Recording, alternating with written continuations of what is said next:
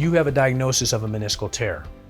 Fortunately, there's no significant evidence of underlying arthritis, and it appears to be an isolated diagnosis of a torn meniscus. There are several ways meniscal tears can happen. Most commonly, it occurs over time as we age and the meniscal tissue degenerates. If you've had an acute or sudden event and you're relatively young, that tear may be new. The larger the tear, the more likely it is that you will need surgery to correct the problem. Small meniscal tears with minimal symptoms, whether they're long-standing or of new onset, can be treated without surgery. There is no significant data that shows that with a diagnosis of a meniscal tear, that your participation in activities will make that meniscal tear worse. Small tears with minimal symptoms can be safely neglected, and I'll encourage you to participate in activities. If, however, you have significant pain, surgery might be an option. Acute tears or very large tears might require surgery more frequently.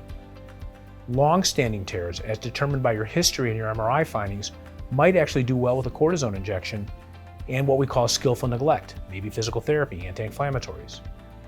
If you require surgery for your meniscal tear, and it's a large tear, we might recommend repairing it. Meniscal repairs typically involve an arthroscopic procedure where we repair the tissue back to the periphery or the capsule where it tore away from. Those are most commonly known as bucket handle tears or very large tears. Sometimes meniscal tears can occur at the insertion of the meniscus called the meniscal root.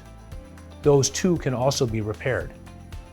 It's important to understand that if we recommend a meniscal repair, that it can require a timing of return to sport that approaches 4 months or more.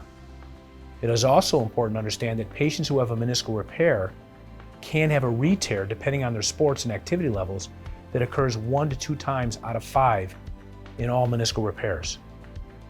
Alternatively, your tear may not be amenable to repair.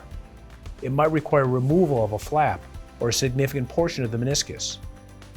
Patients often have concern that if you remove my meniscus, I will develop arthritis later on because you remove my meniscus. An interesting point is that once your meniscus is torn, it's not likely functioning normally. So living with a meniscal tear, for example, is no different than having the painful tear removed in terms of the long-standing natural history of your knee. In other words, if you have a tear in your meniscus, it's probably not functioning normally now. If I indicate you for surgery to remove the meniscus, it is not likely your knee will be any worse off than if you left that tear alone. But the purpose of the surgery is to eliminate your pain. Taking care of a painful torn meniscus by trimming it is very effective in most instances in achieving a successful outcome of less pain and more function.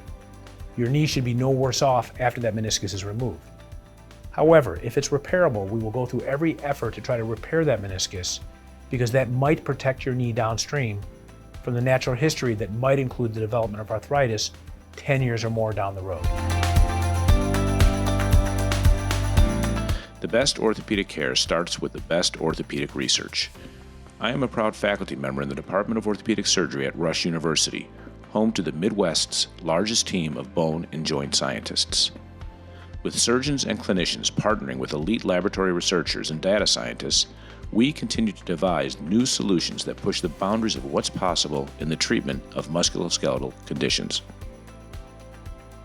Our work informs orthopedic care around the world and is fueled by donors, patients, and families who believe in our research to help more people lead active lives free of pain.